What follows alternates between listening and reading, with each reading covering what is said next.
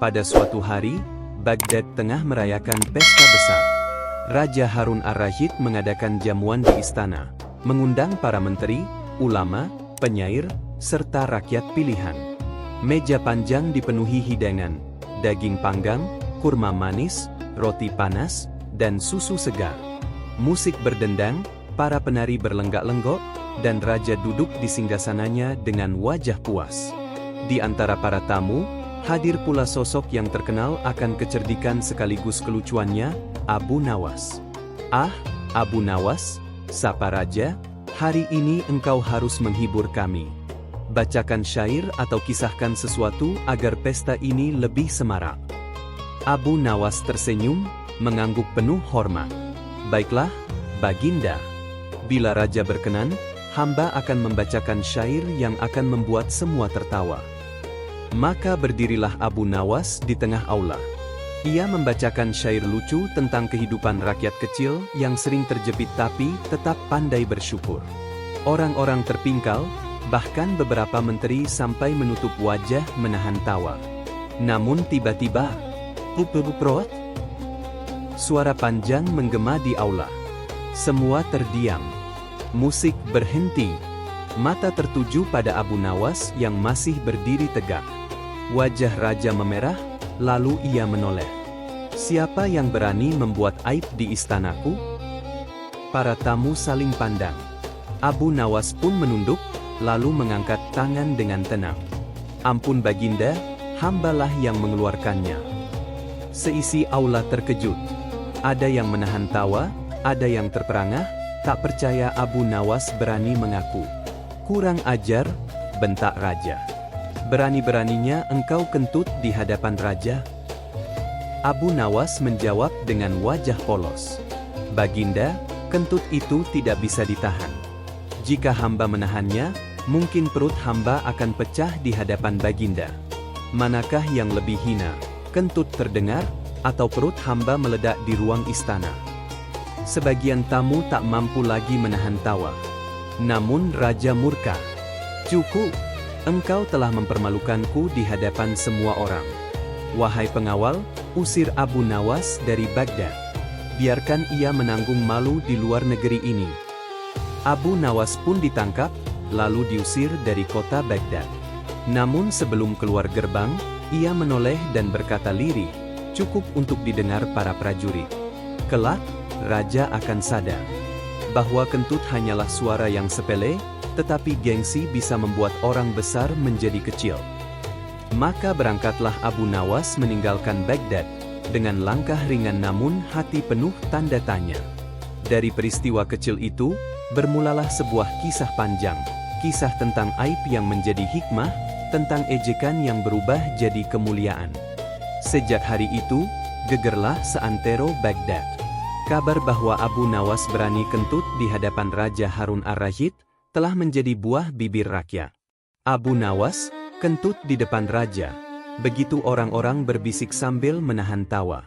Raja Harun, yang dikenal tegas dan disegani, merasa harga dirinya jatuh di hadapan para menteri dan hulu balang. Maka tanpa panjang kata, ia bersabda, "Usir orang ini dari Baghdad. Biar ia merasakan malu karena kelancangannya." Maka berangkatlah Abu Nawas, berjalan seorang diri, dengan pakaian sederhana dan wajah yang tetap teduh meski hatinya terluka.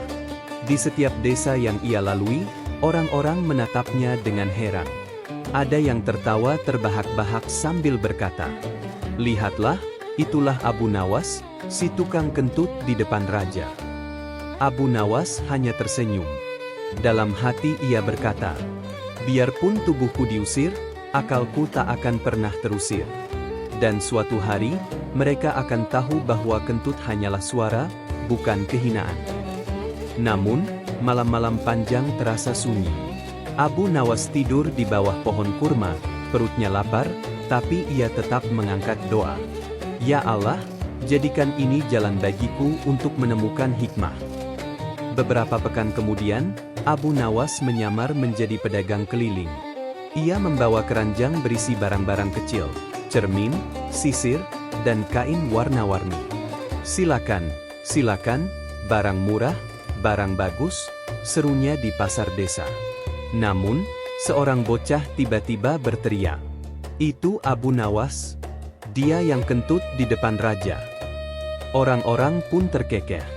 Ada yang menutup hidung, ada pula yang mengejek. Tapi Abu Nawas tidak marah. Ia justru tertawa dan menjawab, "Benar, akulah Abu Nawas, si tukang kentut. Namun jangan takut, kentutku tak dijual dalam keranjang ini." Orang-orang pun tertawa terbahak-bahak. Dari tawa itu, suasana berubah. Mereka yang semula mengejek kini membeli dagangannya. Seorang lelaki tua mendekat dan berkata, "Wahai Abu Nawas, bagaimana engkau bisa tetap tertawa meski dihina?" Abu Nawas menjawab lembut, "Hinaan itu seperti angin kentut, Tuan. Bunyinya besar, tapi sebentar hilang, tak meninggalkan bekas kecuali bau yang cepat sirna." Orang tua itu tertegun. Mereka yang mendengar ikut mengangguk. Dari ejekan, lahirlah penghormatan.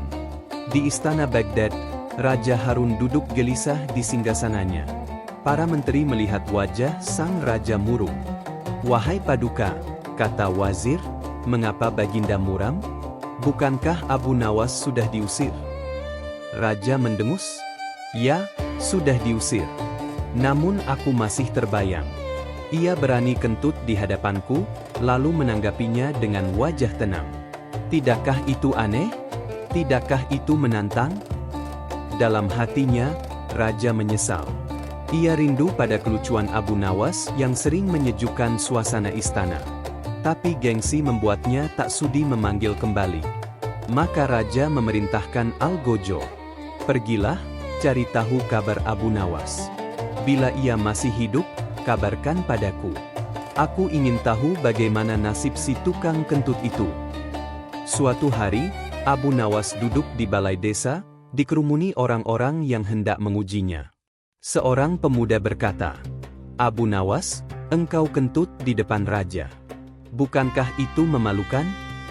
Abu Nawas tersenyum, lalu menjawab, "Pemuda, ketahuilah, kentut itu hanyalah suara dari perut. Tak ada orang yang mampu menahannya selamanya. Tapi harga diri seorang manusia bukan ditentukan oleh kentutnya, melainkan oleh akhlaknya." Orang-orang terdiam. Ia melanjutkan, "Bila seorang miskin kentut di depan raja, ia dianggap menghina. Tapi bila seorang raja kentut di depan rakyat, adakah yang berani menertawakannya? Maka janganlah malu pada kentut, malulah bila akhlak kita busuk." Kata-kata itu menyebar dari desa ke desa, hingga akhirnya sampai ke telinga Raja Harun. Ia pun makin penasaran, bagaimana Abu Nawas mampu membalikkan aib menjadi hikmah? Raja akhirnya mengumumkan sayembara. Barang siapa dapat menjelaskan makna kentut di hadapan raja dengan hikmah terdalam, ia akan kuberi hadiah besar. Berbondong-bondong orang datang. Ada yang berkata, kentut adalah penghinaan. Ada pula yang berkata, kentut adalah kebodohan. Namun tak ada yang memuaskan hati raja. Pada suatu hari, muncullah seorang lelaki dengan pakaian sederhana. Ia menyamar, tapi sesungguhnya dialah Abu Nawas. Ia maju dan berkata lantang, "Wahai Baginda, kentut di hadapan raja hanyalah tanda bahwa seorang hamba adalah manusia biasa. Manusia tak sempurna. Bahkan seorang cendekia pun tak bisa menahan kentutnya.